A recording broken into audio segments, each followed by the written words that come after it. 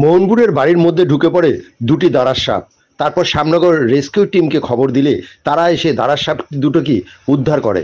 তারা এসে দাঁড়ার সাপ দুটোকে উদ্ধার করে নিয়ে যায়। তবে মানুষকে সচেতন হতে হবে, সাপ না মেরে উদ্ধারকারীদের খবর দিন। চল ঢুকে দে।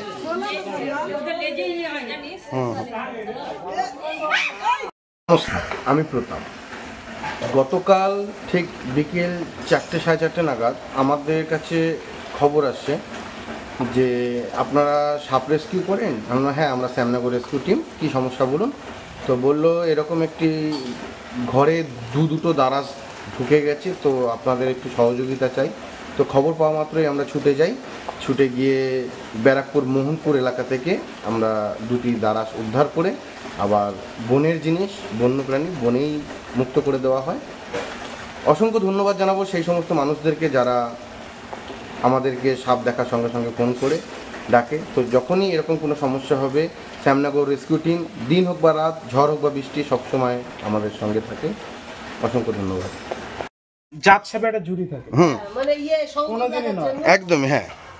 এটা প্রথম কথা হচ্ছে সম্পূর্ণ নির্বিষ দাঁড়ার সাপ, যেটাকে আমরা ইংলিশে বলি ইন্ডিয়ান র্যাট স্নেক। এদের এই সময় জুটি পাওয়া যায়, দুটো নয়, দুটো বেশিও সাপ থাকতে পারে, 3টে 4টে সাপ থাকতে পারে। এটা এদের মিটিং সিজন। এই সময় তাদের মিলন ঘটে। এতে ভয় পাওয়ার কিছুই নেই। এই সময় সব ঘরে ঢুকতেই পারে। ঘরে না ঢোকার জন্য কি করতে পারেন, ঘর ফিনাইল দিয়ে মুছতে পারেন, ঘর ইঁদুর মুক্ত রাখতে পারেন। ঘর ইঁদুর টিকটিকি মুক্ত রাখতে হবে, তাহলেই আপনার বাড়িতে সাপ ঢুকবে না। আজকে হয়তো গায়ের বাড়িতে দাঁড়ার সাপ ঢুকলো, সে যদি অসচেতন থাকে পরবর্তীতে তার বাড়িতে অন্যান্য বিষয় যেমন চন্দ্রবন সাপও ঢুকতে পারে। ঢুকলে তখন কি করবেন, সাপটাকে না মেরে বাড়িতে যত মানুষজন আছে সবাইকে বাইরে বেরিয়ে এসে দূর থেকে সাপটাকে ফলো করতে, সাপটা কী করছে, কোথায় যাচ্ছে, তৎক্ষণাৎ আমাদের শ্যামনগর রেস্কিউ টিমের সাথে যোগাযোগ করতে হবে। আমাদের টিমের লোকেরা এসে বা আমরা এসে সাপটাকে ধরে নিয়ে সুরক্ষিতভাবে তার জঙ্গলে তার নিচে তাকে ছেড়ে দেবে। আর সাপ দেখে একদম সাপ দেখে কেউ অযথা প্যানিক করবেন না, আতঙ্কিত হবেন না। সাপ দেখে ভয়ের কোনো বিষয় নেই। স্বাভাবিক জিনিস, সবার বাড়িতে সাপ ঢোকে। তারপরে সাপটাকে মেরে ফেলা কোনো দরকার থাকতেই পারে, এরকম গোল হয়ে বসে আছে।